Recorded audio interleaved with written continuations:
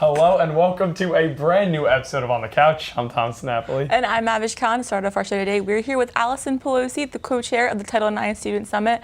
Allison, thanks so much for joining us today. Yeah, no problem. So to start off, why don't you first explain what Title IX is?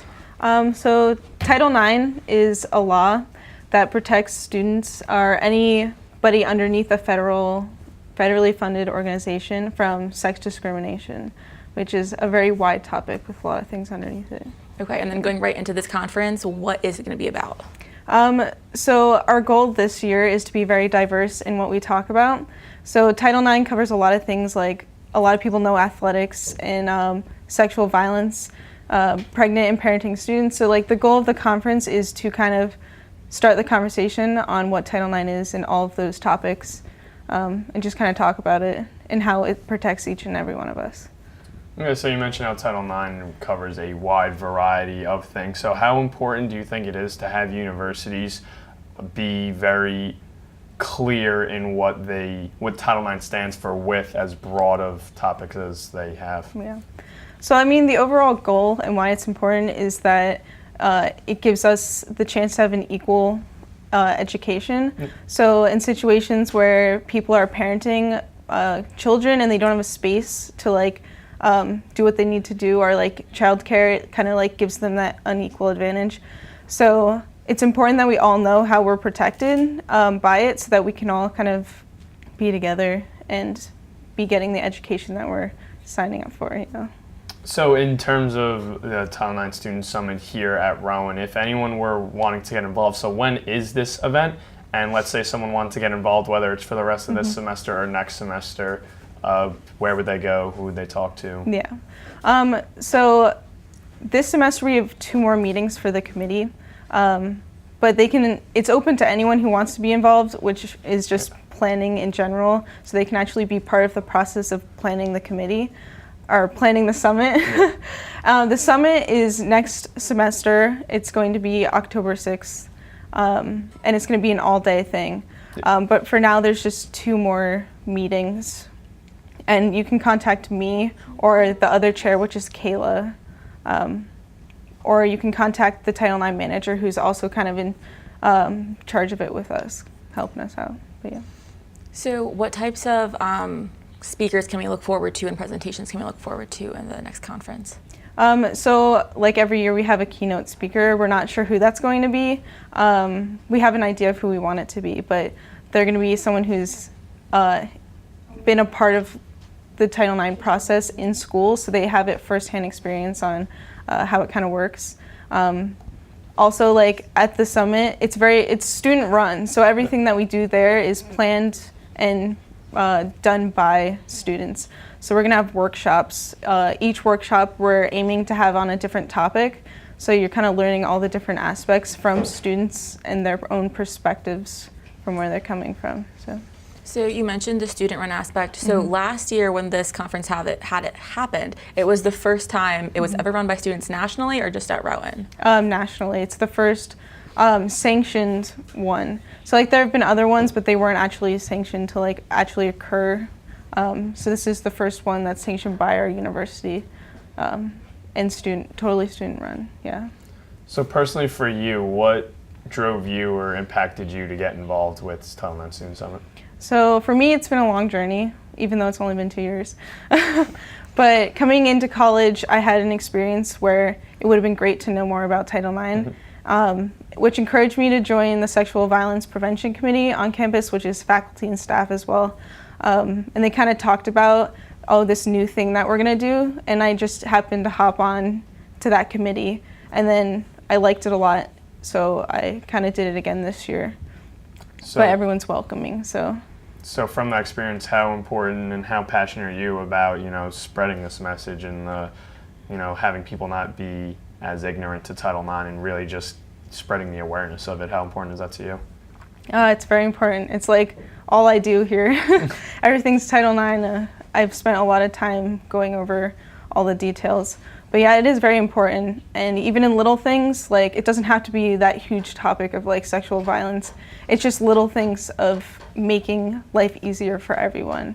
I don't know, I think it's important to bring people together. And Definitely. doing this has just made me more passionate because everyone who's involved is so passionate and great people.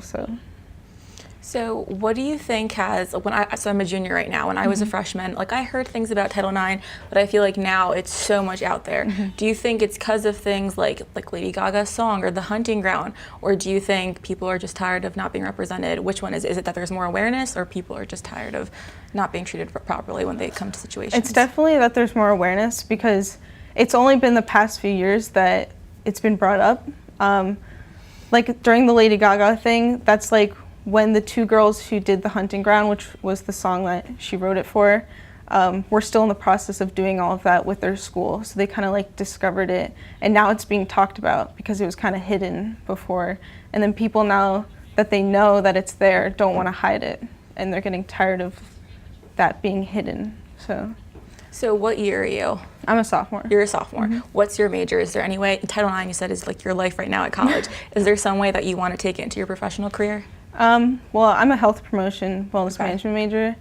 I definitely could. I've been thinking about like serve, maybe doing something with them, but it's a toss-up. But it's a very big major that I could definitely do something with it, and I'm passionate enough about it that'd be great. Yeah.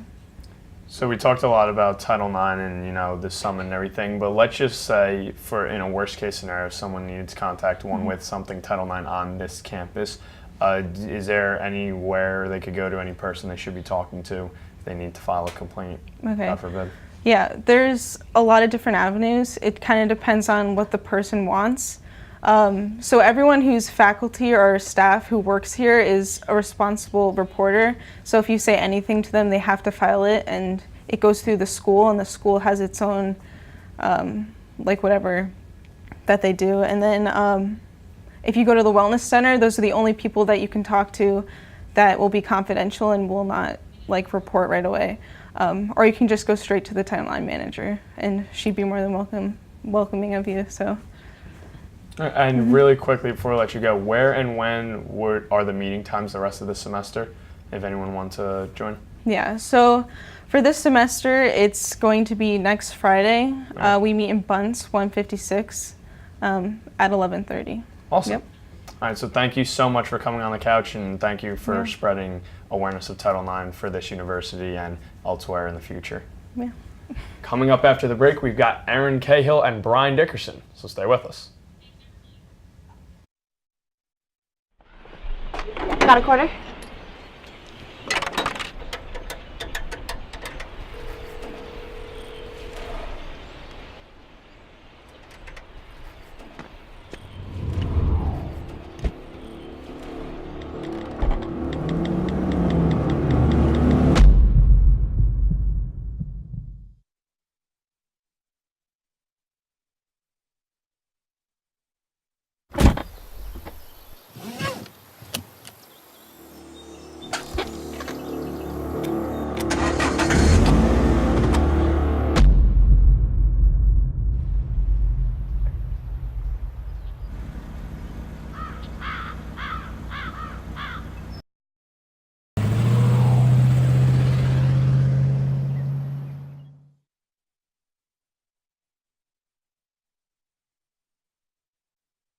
Yeah, true. Welcome back to On the Couch. So we just heard from Allison. Now we are joined by Aaron Cahill and Brian Dixon, co-producers of RTN News, On the Couch, and RTN's 10th annual telethon. Brian, Aaron, thank you for joining us on the couch.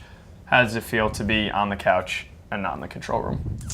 It's definitely different. Aaron and I used to be in the studio, but today we gave our underclassmen and the students that are going to be taking over On the Couch next year an opportunity to actually run the show from beginning to end to see how it feels to conduct the whole show, and that's why Aaron and I decided to be on the couch, and also to talk about and promote telethon. So you are giving back to your crew members. Also giving back is the spirit of the telethon, and this is a big telethon. It is the 10th annual telethon, and you guys chose Go for the Goal for your charity this year. So what was the thought process behind that? So I was involved with Go for the Goal throughout high school. They're really close to my heart. I actually went to school with the siblings of the boy who passed away, who was the reason Go for the Goal started, Richard Stefanasi. So I went to school with his sister, and his brother was a year above me, and then his other brothers in my brother's class. So I did a lot throughout my whole high school career with them. I went to a Mets game to raise awareness and a Union game, and we did like every sport game. Like we always did the Laces fundraisers. So I was always a part of it, and it was always such a big thing for us. So it just, I knew the people, I knew how great they were, and I just knew they would be a great fit for the telethon. That's so great. So for the telethon, what can we expect? What performances and what content is there going to be there? You can expect a whole variety of selections. We have a band coming, we have singers coming, we have comedians coming. It's going to be a great time, a high energy. The biggest bonus for this year would be the Lego competition in the Student Center. With the advanced technology we have, we're allowed to outreach to the Student Center, which is pretty cool. So we get more students involved, more organizations involved, and we're spreading this year's charity more outside of just Studio 1 and Studio 2 in Bursworth Hall. That's awesome. So how many people are like behind the scenes putting this together? It's a lot. It's like, Yeah, I think 60 something. Yeah, it's like 60 plus. Close to 70, yeah. With our whole team, I think we counted it yesterday, it was like almost 75.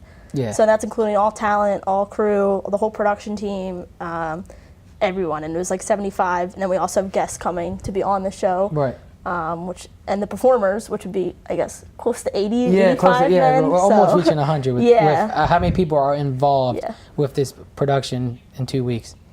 So while that number, you're inching closer and closer to 100, sounds like a lot of people. There's a lot of work that has been done already. So what have you guys been doing to prepare for this telethon? You want to talk on it first briefly? On what? You want to talk first? Oh, go ahead. I was actually. Oh, all right. Yeah. So we started actually in December. That is when we are presented to our e-board and we pitch to be the telethon producers, and then we're selected.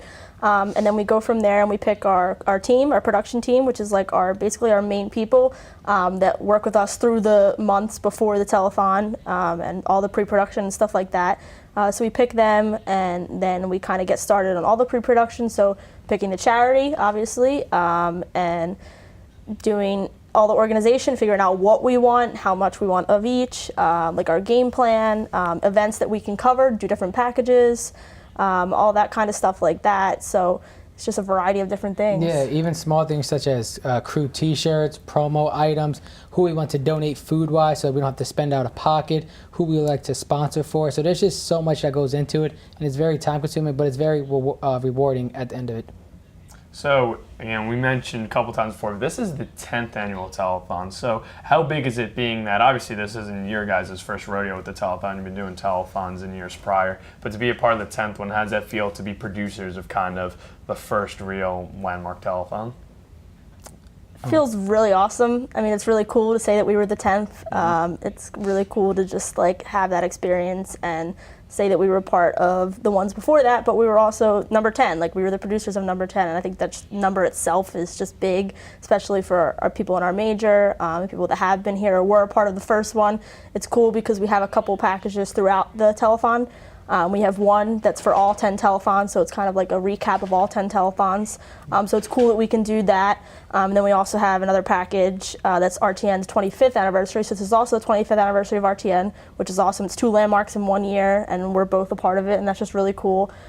So Jody and Kevin, our associate producers, have actually put those 2 packages together, and they've done a really good job, and it's really awesome, and it's just awesome to be a part of it and be able to say that we were here for the 10th and the 25th anniversary. And besides that, I feel like it's cool that we also got the opportunity to branch out. Previous years, it's always been Studio 1, Studio 2, and then Boz 166. But besides the Lego competition, we also have pushed our phone bank to the conference room where the RTF advisors are at. So we really have branched out a little bit farther, which I feel like is a big reason and why it's special for this year.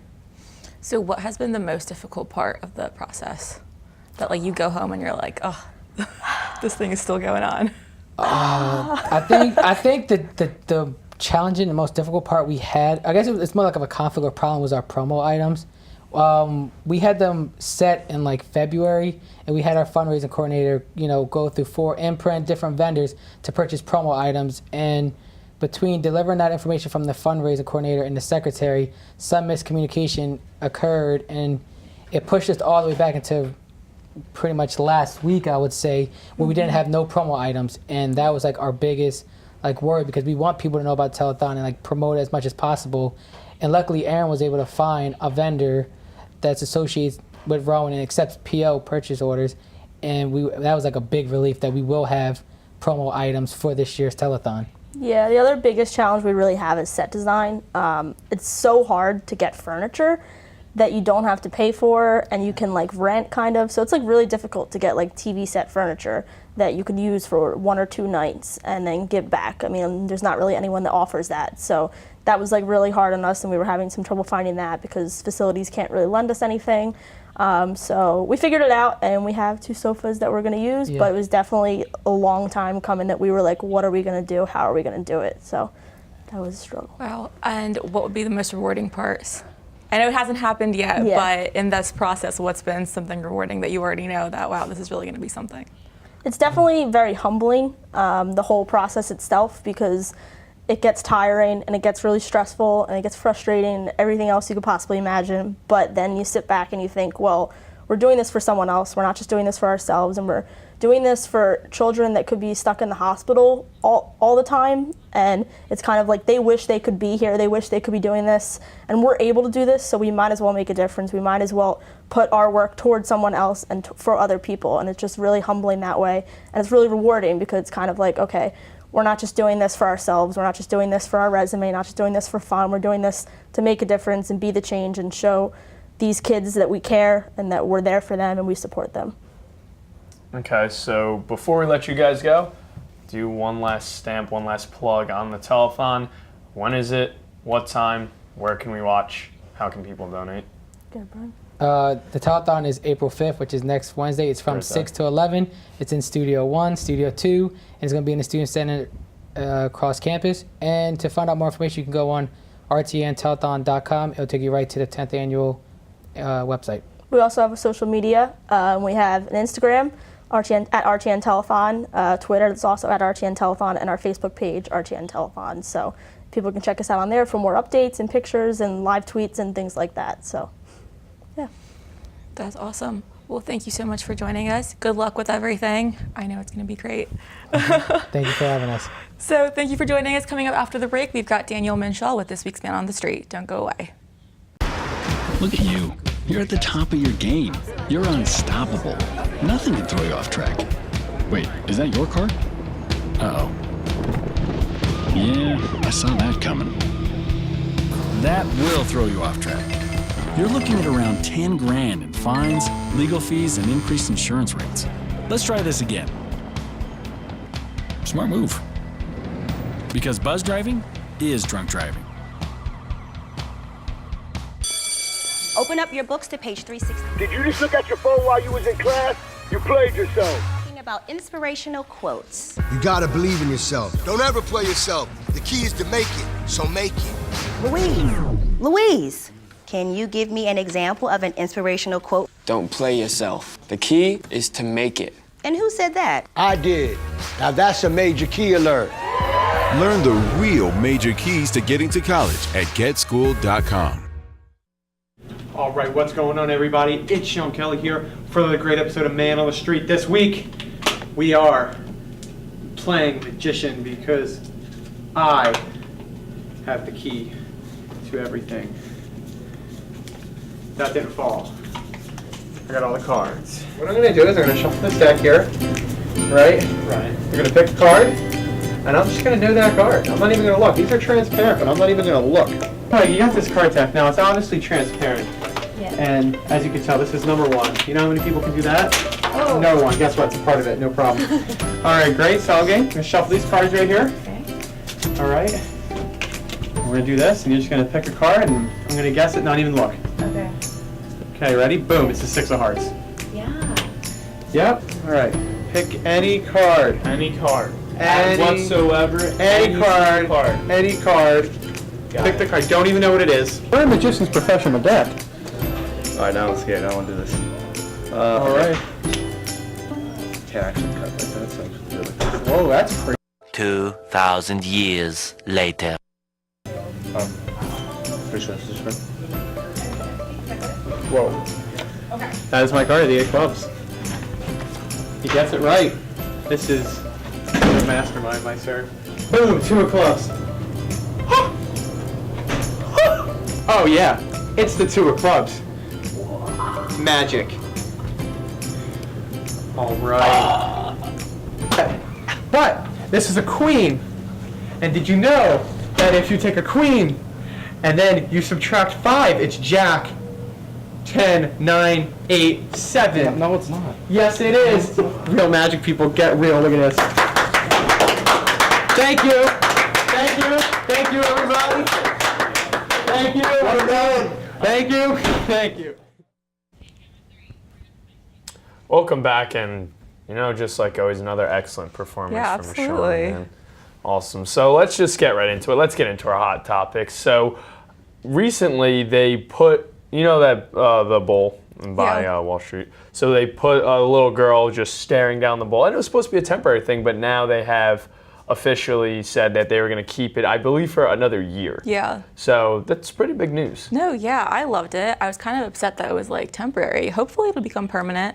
It's been so great when you see like little girls have been coming in like their capes or like their Girl Scout outfits. It's been great. It's been really inspirational. I think it's really good. I think it sends a really good message to have a little girl staring down the bowl and to really have a strong, powerful thing for young women out there to show how powerful that they can be and how powerful they should be, and to not get discouraged by the way things may be shaping out right now or how things look. So I think it's a really powerful message, and I really do like how they're keeping it there, I think, for another year. And honestly, I don't think it's going anywhere anytime soon. And ever. I mean, it's all places. It's Wall Street, which is like the hardest place to really get your foot into. And for a woman, I mean, I feel like it's not as questionable, and now it's possible, but it's great. It has really great meaning. So hopefully it'll become permanent. Definitely. So we'll move on to sports here. I know it's not your thing. It's okay. I read up for you. But it's in the news. So the Raiders, the Oakland Raiders, are now going to be the Las Vegas Raiders. They were in Oakland, then they were in Los Angeles, and they were in Oakland. And now they're moving to Las Vegas. This is a big thing. Las Vegas is getting a hockey team too. Now they're getting the Raiders. It's pretty big news. Yeah, Las Vegas is like becoming the place to go to even more and more. It's interesting. They were like a little nervous about going to Vegas because like of what it's known for, and people rubbing their shoulders with the wrong people. But I mean, it's an exciting city. Why not? I think so, and I think they have a very good leader in Derek Carr. He's their quarterback. Yeah, and these names might not mean anything to you. It's okay. But no, he's a good leader. I think with him leading the team, that should be very interesting. Now, here's the whole thing with them moving to Las Vegas. And you as maybe not a sports fan, I really want to get your take on this. So when teams build stadiums, a lot of the money comes from taxpayer dollars. Okay. Now, the NFL, each team is owned by, let's say, billionaires. So the town of Oakland was saying, we don't want to give our tax money to a billionaire owner who could build his own stadium. Do you agree with the Raiders and say you should pay for our stadium because we've been in Oakland for X amount of years? Or do you think it should have been more taxpayer monies and the Raiders should have gotten what they wanted and stayed in Oakland? Oh my goodness, I never knew that. Really interesting. I mean, it's not 100%, but that's where a lot of the money does come from. Okay. Wow, that's interesting. I mean, I don't know what that area is like. Are more people poor? Are they rich in that area? But I mean, I feel like coming down to that, I would be maybe upset if my money is going to a stadium when maybe I think there's something else that it could be going to. I can see that being an upsetting. Especially in Oakland, but I'll just close on this really quickly. So with the NFL and the MLB, you can't build stadiums for two teams of different sports to play in it now. Okay. If the Raiders get a new stadium, it has to be a football one. So the other team in Oakland, the A's baseball team, if they build a new stadium, it has to be for just baseball. Okay. So it creates different things. And again, Oakland, they got a lot of stuff to worry about and maybe not relate to sports. And Oakland's not maybe as rich of a sports town as like the Vikings are in Minnesota. Okay. So it is interesting, but I'll be happy to see two new teams in Las Vegas. So that should be really interesting. Yeah. Las Vegas Raiders it's got a nice ring to it. So let's stick with the state of California right now. So a couple days ago, we see horses free running down the California freeway. How about that? That was so funny. I mean, I think I'd be like a little nervous, but also like a little like I love horses, and I'd be like, they're so majestic and beautiful. I'd be like, are you gonna hit me or can I just keep staring at you? I'd be between it, but the pictures were really funny. Yeah, I mean, it just shows you how different kind of geographically, things work out. I know if I saw a horse running down in the Garden State Parkway, I'd be like, what is going on? Where did this horse come from? I'm not saying it's normal stuff out in California, but I mean, when animals don't get hurt, I do kind of enjoy seeing these videos of like a cow getting loose or what was it, a camel or an alpaca? Not a camel, like an alpaca a while ago. Something like that just came kind of running down. Yeah. That wasn't in California, at least I don't think. But yeah, it's always funny to see sometimes these animals. When get I loose. see stuff like that, I'm like, that's like a Disney movie in the making. Yeah, seriously, they should make more like that. It could be great, like it could personify, them running free, running toward their dreams or their goals or aspirations. I don't know, like for Disney. What's it called? So that was it for us. I'm Avish Khan and Thomas Napoli. Have a great week.